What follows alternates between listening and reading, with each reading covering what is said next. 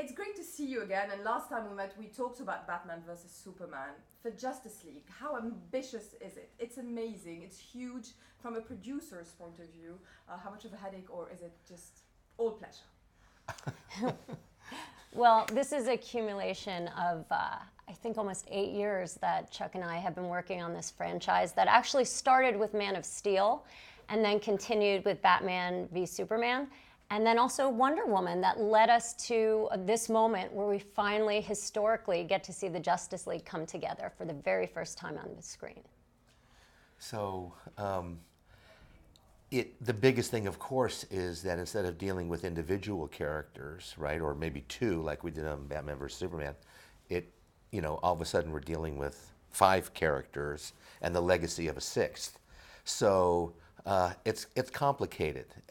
It's complicated from a producerial standpoint, just trying to get everybody together and figuring out who's going to work when, and the length of the shoot obviously is always complicated, but it's still worth it all the pressure and all the tension and because it's so much fun to see all of them together for the first time. And from a character standpoint, it's also fun because they're also coming together for the first time as a team. So we get to see that evolution where they're individuals at first, and then we see them kind of working together more and more till the very end when you really, wow, it's the Justice League. Yeah, and I thought it was fascinating how we're able to compare their abilities and see how they complete each other to make such a big team. That must have come from a great script, didn't it? Yes, well, we had Chris Terrio work with Zach on the story, and then he worked, and at the very end, Joss Whedon came in and made some terrific contributions as well. And all those contributions did exactly what Debbie was saying, which is bring those characters' issues in order to see if they could resolve them and turn into a cohesive unit.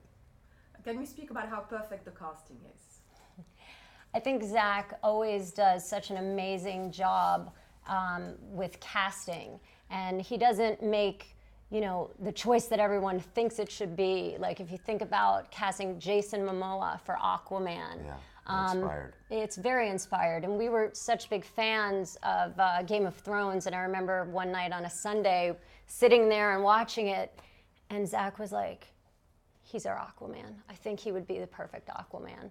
And finding Gal, I think, was such a great, that was a worldwide search. But I think for us, it was important that she was someone who personally embodied a lot of the character, because all these actors are also role models for kids and, adults too. Yeah, the casting is just spectacular all the way around. Ezra being the Flash, maybe one would have thought that he would be right. Maybe others thought he would be so perfect, but he infuses that character with his essence and makes him a wonderful, incredible character to watch. So with Ray, with Ben, Zach's casting has been really spot on. Yeah, it works really, really well. And with Henry too, from Man of Steel. With the legacy of Superman. The legacy of Superman, exactly. There are many humorous moments throughout the film. How important is it, in a huge blockbuster like this one, that there are various elements to the story and to the tone? Well, this movie was always meant to be the accumulation of the films that came before it. And it was a true hero's journey leading up to the moment where this team comes together. And we always wanted this to have a lighter tone. It should be fun. You want it, we've waited a long time for this moment. So we want to have fun, and the audience wants to have fun seeing this team come together. A lot of it has to come from, as Debbie was saying, what has come before.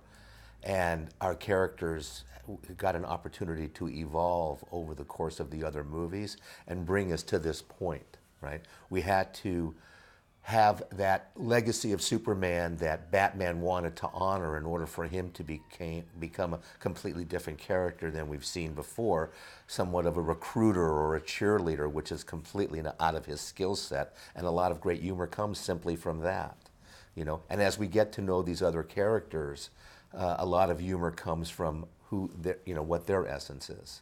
Absolutely. Can we talk about that day where you shot them all together? How was the atmosphere on set? Well, it's interesting because there's so much preparation in these movies. So we had been working with all of the actors, some of them separately, and then some of them together, and with rehearsals and with stunt training. But to see everybody dressed in these costumes some of them for the first time, in their full regalia, it gave me chills. Yeah, it is a culmination of sorts to have that happen, and for the first time, you can't. Yeah, chills. The hair on my neck went up. It's an unforgettable moment. Yeah, you want to take a lot of pictures, although we don't want to spoil the story. How do you keep the secrecy of those projects intact? What is the best way? I think everyone tends to think we're crazy on how far we go with security, with code names, and no one really has a script, and everything is like coded and digitally encrypted. But in this world when the internet and information is so pervasive, you really have to take these extra steps, especially because these characters are so beloved and people just want to know more about them and want to get as much information as possible. But it's so interesting because as much as there is this clamor for information and the whole thing about spoilers, what we also see, and I think it's paramount in it, is the fact that there are more fans who don't want to know, who want to have the enjoyment of coming to the movie and seeing it for the first time. Or if they know, they don't want to spoil it for other others, fans. Yeah. So like even, the best example that we can give you is the ending of BVS, right? I mean, there were those who saw it, those who heard about it, but most of the fans said, we don't want to know what the ending of that movie is. And so when we protect the material the way we do, we think we're actually doing it in honor of the fans. Because it's also a cinematic experience and the Justice League is so big to the fans, how excited are you that they are going to have exactly or more than what they expect?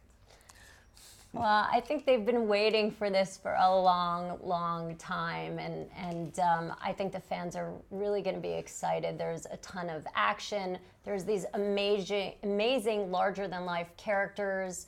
There's great spectacle. Yeah, it all comes from the fact that it's the league. We're seeing the league come together, and are they actually going to come together and get past all their individual differences? So it's really a memorable movie to make, and it's a memorable movie to watch. And finally, from your point of views as biggest aficionados of superheroes and those DC comic iconic legendary superheroes, what makes them so enduring on the screen? We are talking about many decades of fans growing up and loving them.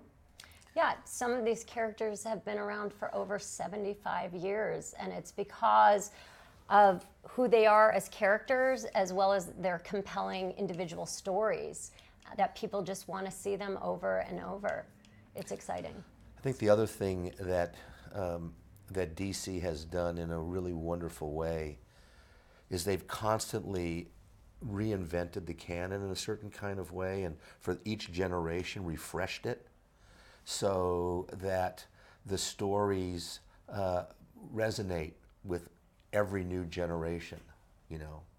Absolutely.